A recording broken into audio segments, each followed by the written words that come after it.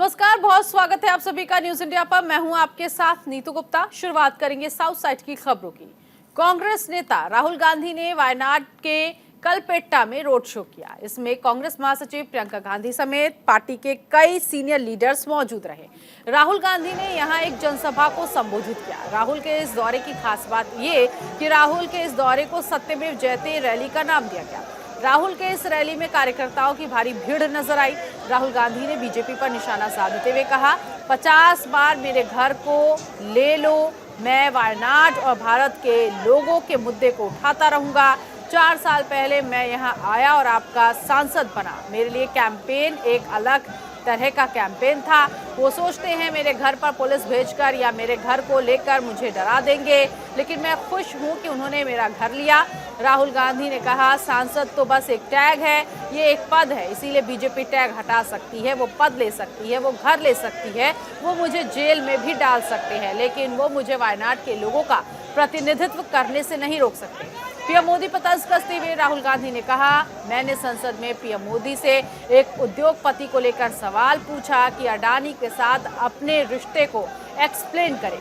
पहली बार आपने देखा कि सरकार ही संसद को नहीं चलने दे रही थी।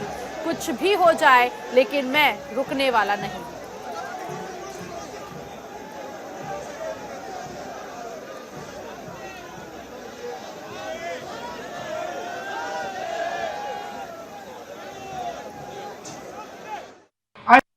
I went to the speaker with the rule and I said, Speaker sir, they have lied about me.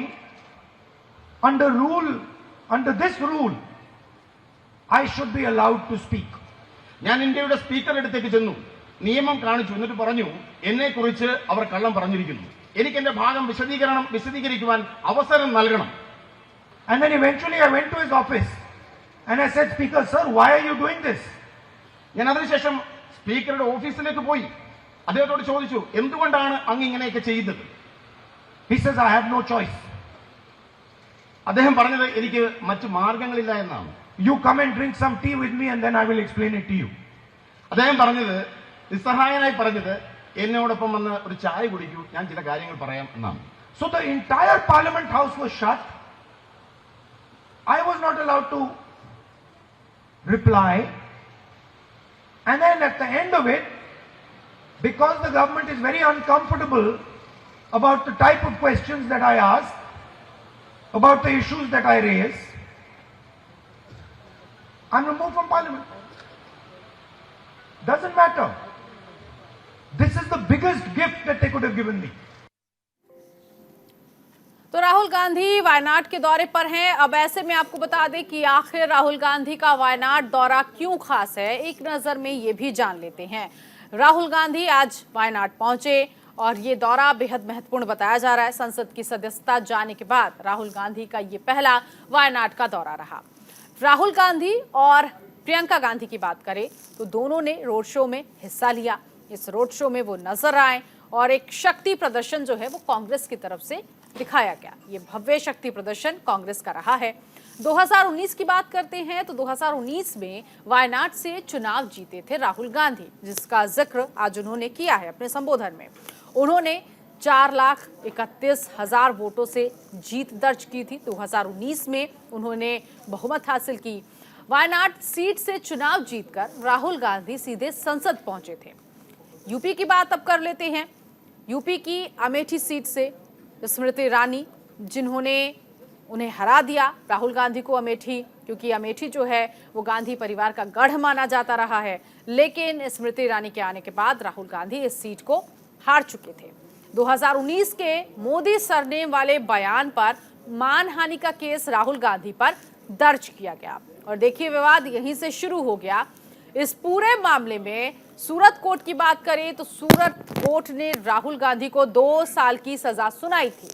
उधर लोकसभा सचिवालय की ओर से राहुल गांधी की लोकसभा सदस्यता भी चली गई, सांसदी उनकी चली गई। सूरत के सेशन कोर्ट के फैसले को राहुल गांधी ने ऊपरी अदालत में चुनौती दी है। अब राहुल गांधी और राहुल गांधी के साथ साथ प्रियंका गांधी ये भी कह रही हैं कि ये पूरा मामला कोर्ट की दहलीज पर है। कोर्ट इस पूरे मामले को लेकर जो फैसला सुनाएगा उसका इंतजार हम कर रहे हैं।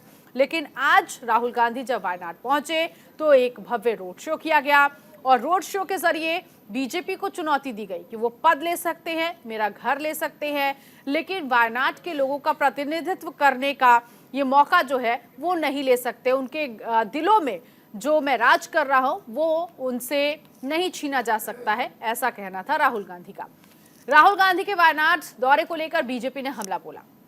बीजेपी नेता तरुण चुघ ने राहुल गांधी पर तंज कसते हुए कहा, राहुल डिज्नी वर्ल्ड के डिज्नी प्रिंस बन गए हैं। सांसद बनने के बाद तो वो वायनाड को भूल ही गए थे।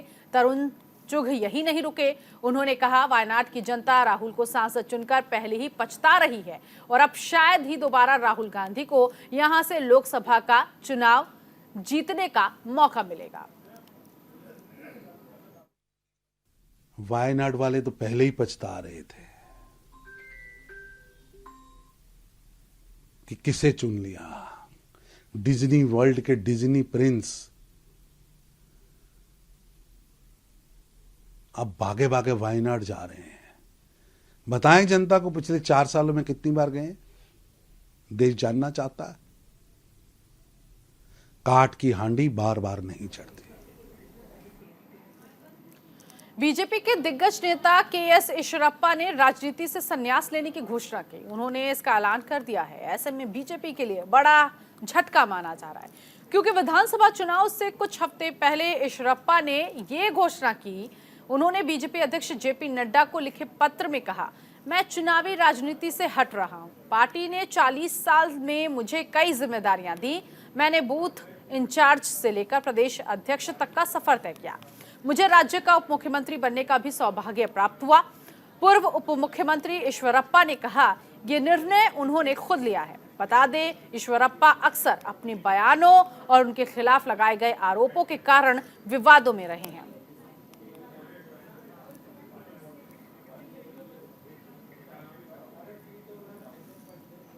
कर्नाटक में विधानसभा चुनाव की तारीखों की घोषणा होने के बाद से ही राज्य में राजनीतिक पार्टियां एक दूसरे पर लगातार हमला कर रही हैं।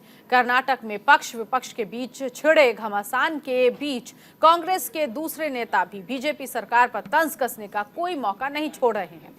इस बीच कर्नाटक विधानसभा चुनाव से पहले कांग्रेस नेता रणदीप सिंह सुरजेवाला ने बीजेपी सरकार पर जमकर निशाना साधा। सुरजेवाला ने बीजेपी को दुनिया की सबसे भ्रष्ट सरकार बताया। कर्नाटक विधानसभा चुनाव के लिए बीजेपी ने अभी तक अपने उम्मीदवारों की सूची जारी नहीं की। इसे लेकर रणदीप सुरजेवाला ने कहा, कर्नाटक के 80% उम्मीदवारों को हमने फाइनल कर दिया। 3 बैठक के बाद भी बीजेपी ने अपना टिकट फाइनल नहीं किया। तीनों बैठकें पीएम नरेंद्र मोदी के नेतृत्व में थी।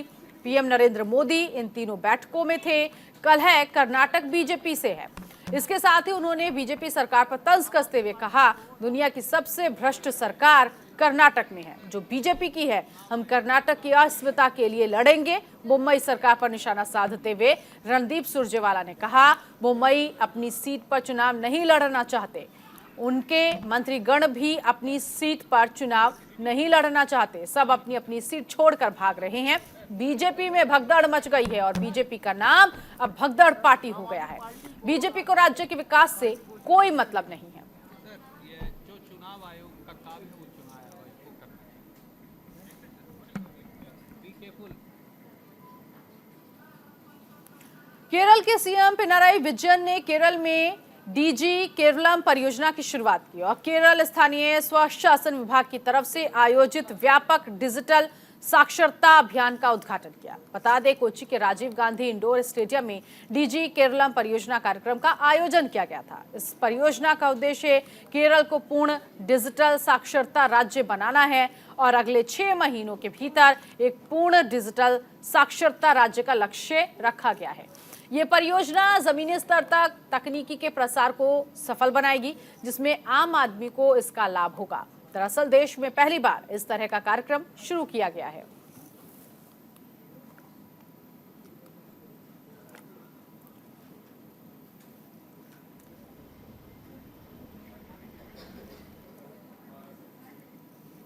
केरल के सीएम पिनराई विजयन ने आरएसएस और पीएम नरेंद्र मोदी पर निशाना साधा। सीएम पिनराई विजयन ने कहा, ये आरएसएस की नीति है कि देश में धार्मिक अल्पसंख्यकों को देश में नहीं रहने दिया जाएगा, भले ही वो कितने छोटे क्यों ना हो। इस नीति को हिटलर ने दुनिया में लागू किया था।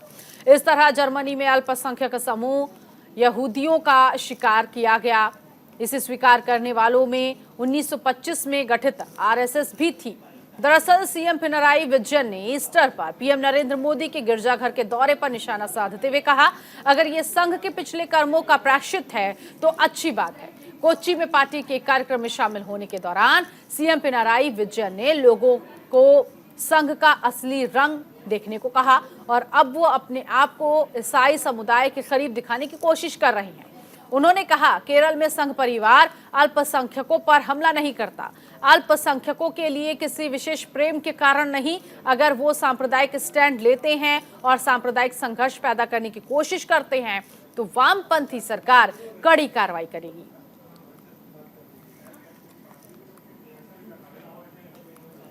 उनतालीस वर्षीय डिनॉय थॉम्स 15 से 21 अप्रैल तक ऑस्ट्रेलिया के पर्थ में होने वाले विश्व प्रत्यारोपण ओलंपिक में भारत का प्रतिनिधित्व करेंगे।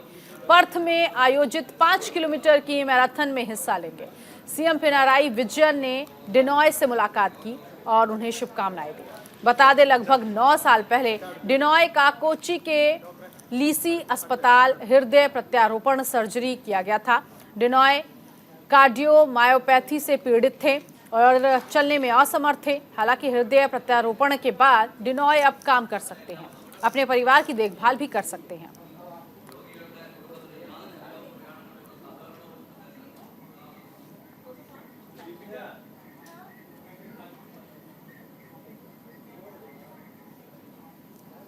सुप्रीम कोर्ट ने तमिलनाडु में आरएसएस को रूट मार्च निकालने की इजाजत दे दी है। मद्रास हाईकोर्ट के रूट मार्च की इजाजत देने के फैसले को सुप्रीम कोर्ट ने बरकरार रखा। सुप्रीम कोर्ट के इस फैसले से तमिलनाडु सरकार को झटका लगा है। 27 मार्च को आरएसएस को रूट मार्च निकालने की इजाजत देने वाले मद्रास हाईकोर्ट के फैसले के खिलाफ तमिलनाडु सरकार की याचिका पर सुप्रीम कोर्ट ने फैसला सुरक्षित रखा था। सुप्रीम कोर्ट को तय करना था कि आरएसएस रूट मार्च की इजाजत दी जाए या नहीं। न्यायमूर्ति वी राम सुब्रमण्यम और न्यायमूर्ति पंकज मित्तल की पीठ के समक्ष राज्य सरकार के वकील मुकुल रोहतगी ने दलील दी थी कि मार्च निकालने का पूरा अधिकार नहीं दिया जा सकता है, ठीक जिस तरह ऐसे मार्च निकालने पर पूरी तरह प्रतिबंध नहीं हो सकता, उसी तरह से पीठ ने इस फैसले को सुरक्षित रखा। तमिलनाडु सरकार ने सुप्रीम कोर्ट में दायर अपनी याचिका में कहा था, आरएसएस के रूट मार्च से राज्य में कानून व्यवस्था की स्थिति बिगड़ सकती है। सुप्रीम कोर्ट के तमिलनाडु में संघ को रूट मार्च की इजाजत देने के फैसले का भारतीय जनता पार्टी ने स्वागत किया। इस मुद्दे पर बीजेपी नेताओं ने जो कहा वो अब आपको सुनवाएंगे। ऐसे हर देश के अंदर हर सामाजिक संगठन को अपना काम करने का अधिकार है, कार्य करने का अधिकार है। आरएसएस एक बहुत बड़ा राष्ट्रभक्ति का संगठन है जो व्यक्ति निर्माण व राष्ट्र निर्माण के कार्यों में लगातार पिछले लगभग 100 साल से काम कर रहा है। देशभक्त कार्यकर्ता तैयार करने की वो सबसे बड़ी ऑर्गेनाइजेशन है। मैं न्यायालय के निर्णय का स्वागत करता हूं और सरकारों से निवेदन करता हूं कि अपनी पॉलिटिकल महत्वाकांक्षा सामाजिक संगठनों के, राष्ट्रीय संगठनों के काम में रोड़ा अटकाने के लिए मत प्रयोग करें। वैसे तो व्यक्ति की बात करते हैं लोग, सबकी आपको छूट मिलनी चाहिए अपनी बात कहने के लिए, अपनी बात रखने के लिए। और दूसरी ओर अगर आरएसएस या संघ कोई मार्च निकालता है उसको रोकने की बात करते हैं। सुप्रीम कोर्ट ने बिल्कुल ठीक फैसला दिया और स्वागत योग्य है। अपेक्षा करते हैं कि कुछ सूझ स्टालिन साहब को तमिलनाडु सरकार को आएगी। वहीं आरएसएस के रूट मार्च निकालने को लेकर सुप्रीम कोर्ट के फैसले के बाद सुप्रीम कोर्ट के वरिष्ठ अधिवक्ता अश्विनी उपाध्याय ने कहा, आरएसएस कभी भी अशांति नहीं फैला सकता, ये सिर्फ आरएसएस को बदनाम करने की राजनीतिक दलों की साजिश है।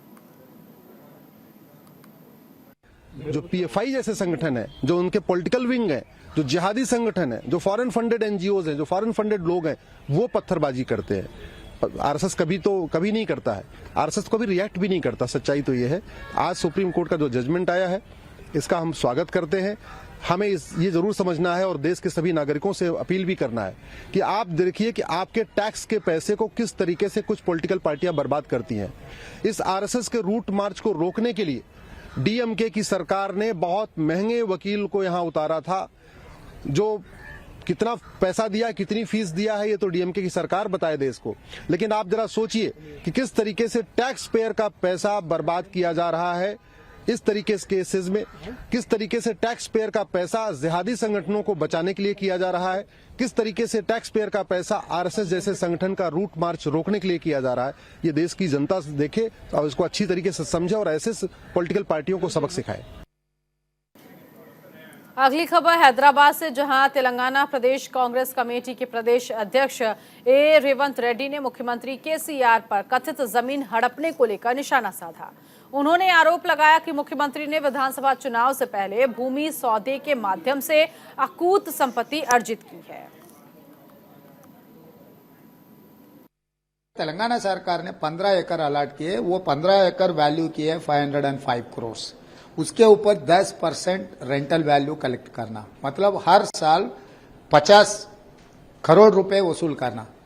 मगर 1,47,743 रुपीस कलेक्ट किए। पूरा 60 ईयर्स के लिए 5,346 करोड़ कलेक्ट करना था, मगर प्रदेश सरकार ने 1,47 लाख कलेक्ट करा फॉर 60 ईयर्स। मगर आज के तारीख में हैदराबाद में कोई छोटा मोटा होटल के सामने 5 डब्बा भी 15,000 20,000 रेंट दे रहा है पर महीने, मतलब हर साल 2 लाख रुपए कम से कम दे रहा है। तो 15 एकड़ लैंड हाईटेक सिटी के बगल में 1,47,000 को अगर सरकार दे रहा तो इसमें कितना घोटाला हुआ, क्योंकि स्टेट गवर्नमेंट गाइडलाइंस को पूरा केसीआर बाईपास कर दे के ये जगह अलॉट किए। इसीलिए कांग्रेस पार्टी ने ये मुद्दा उठाया। इसके बारे में आगे भी चर्चा होगा। आंध्र प्रदेश के विशाखापट्टनम में बीआरएस के अध्यक्ष थोटा चंद्रशेखर ने स्टील प्लांट यूनियन के नेताओं से मुलाकात की। इस दौरान उन्होंने आरआईएनएल विशाखापट्टनम स्टील प्लांट के निजीकरण के विरोध का समर्थन किया। उन्होंने कहा BRS party Vizag steel plant के निजीकरण का विरोध कर रही है। 2021 में भारत सरकार ने विजाग स्टील प्लांट के निजीकरण का फैसला लिया था। स्टील प्लांट ने 30,000 कर्मचारियों सहित लाखों लोगों को रोजगार दिया, लेकिन बीजेपी सरकार इन कर्मचारियों से रोजगार छीनने पर लगी है। बीआरएस पार्टी किसी भी कंपनी के निजीकरण का विरोध कर रही है। हम केंद्र सरकारों से स्टील प्लांट को 5,000 ग्राम की वित्तीय सहायता देने की मांग कर रहे हैं।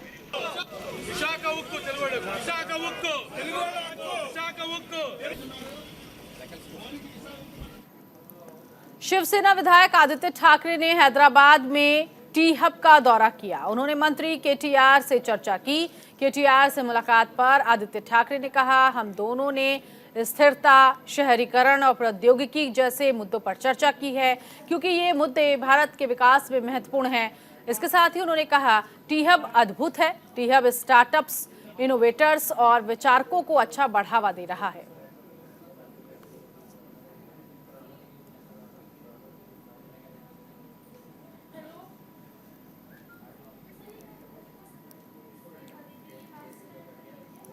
आंध्र प्रदेश के मंगलागिरी में विद्युत सब स्टेशन पर पहुंचकर टीडीपी नेताओं ने विरोध प्रदर्शन किया। इस दौरान टीडीपी ने पूरे राज्य में बिजली पर बढ़े हुए सरचार्ज को तत्काल कम करने की मांग की।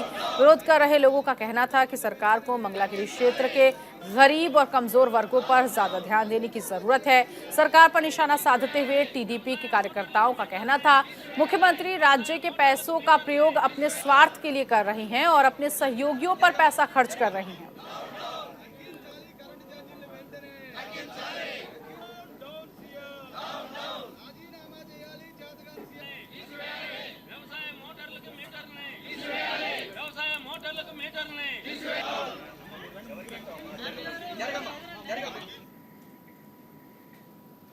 आंध्र प्रदेश में वाइस आरसीपी और टीडीपी के नेताओं के नोक झोंक लगातार देखने को मिल रहे हैं। इसी कड़ी में अमरावती में अवैध रेत खनन को लेकर वाईएसआरसीपी और टीडीपी नेताओं के बीच तनाव देखने को मिला। तनाव दोनों पक्षों के बीच इतना बढ़ गया कि पुलिस ने क्षेत्र में सुरक्षा कड़ी कर दी। लेकिन टीडीपी के कार्यकर्ताओं ने सुरक्षा व्यवस्था को तोड़ने की कोशिश की, जिसके बाद टीडीपी के कुछ कार्यकर्ताओं को हिरासत में ले लिया गया। बता दें, भ्रष्टाचार पर चर्चा करने और अमरेश्वर में मंदिर को लेकर शपथ लेने के लिए दोनों पक्षों ने एक दूसरे को चुनौती दी थी, जिसके बाद धीरे धीरे ये तनाव बढ़ गया।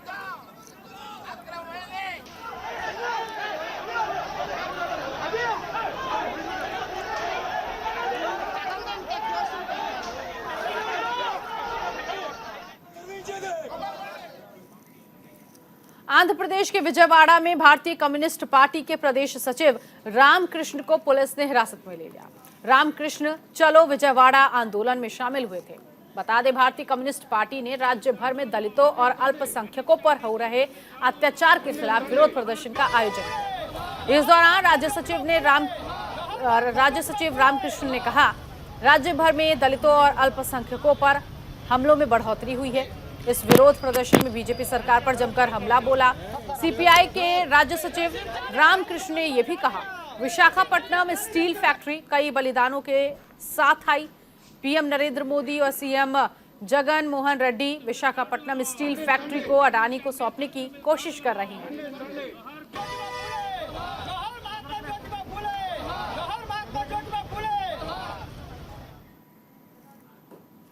देश में कोरोना की स्थिति को लेकर लगातार समीक्षा की जा रही है। जगह जगह मॉक ड्रिल का आयोजन भी किया जा रहा है। अस्पतालों में तैयारियों का जायजा लिया गया। ऐसे में केरल के तिरुवनंतपुरम में भी कोविड की स्थिति को ध्यान में रखते हुए लोगों से मास्क लगाने की अपील की गई।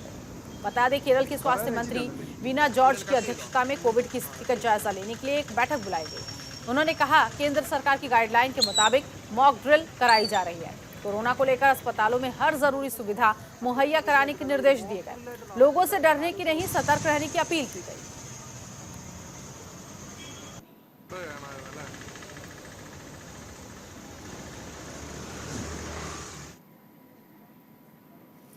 चौदह अप्रैल को अंबेडकर की जयंती पर हैदराबाद में डॉक्टर BR अंबेडकर की 125 फुट ऊंची प्रतिमा का अनावरण किया जाएगा। इसके लिए एक भव्य समारोह रखा गया है। इसी कड़ी में प्रदेश में तेजी से काम भी किया जा रहा है। बता दें, तेलंगाना के मुख्यमंत्री के चंद्रशेखर राव हुसैन सागर झील के पास अंबेडकर की सबसे ऊंची कांस्य प्रतिमा का अनावरण करेंगे, जो राज्य भर से जुटाए जा रहे कांस्यों से बनकर तैयार हो रही है। इस दौरान बाबा साहेब के पौत्र प्रकाश अंबेडकर को अनावरण समारोह में मुख्य अतिथि के तौर पर आमंत्रित किया गया। इस दौरान भारतीय संविधान के निर्माता को श्रद्धांजलि देने के लिए अनावरण के दौरान प्रतिमा पर विशेष हेलीकॉप्टर से पुष्प वर्षा की जाएगी। सीएम केसीआर ने निर्देश दिया कि मुख्यमंत्री ने अनावरण को ऐतिहासिक बनाने के लिए स्थिति और तैयारियों का जायजा लिया। अनावरण को एक भव्य ऐतिहासिक समारोह के रूप में मनाया जाएगा और पूरे जोश के साथ इसे मनाने की तैयारी की जा रही है।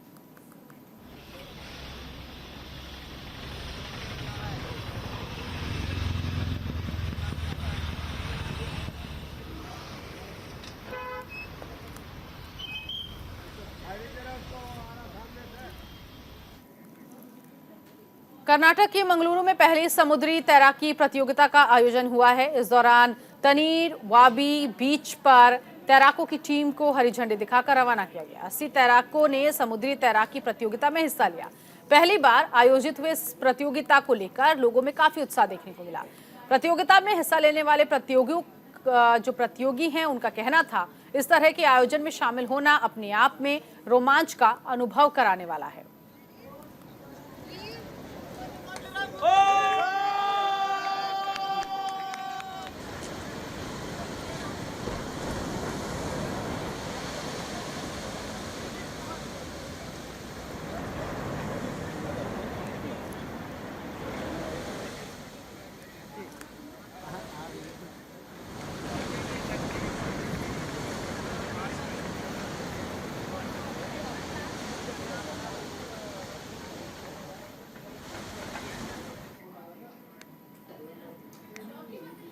इसी के साथ इस बुलेटिन में अभी के लिए बस इतना ही। नमस्कार।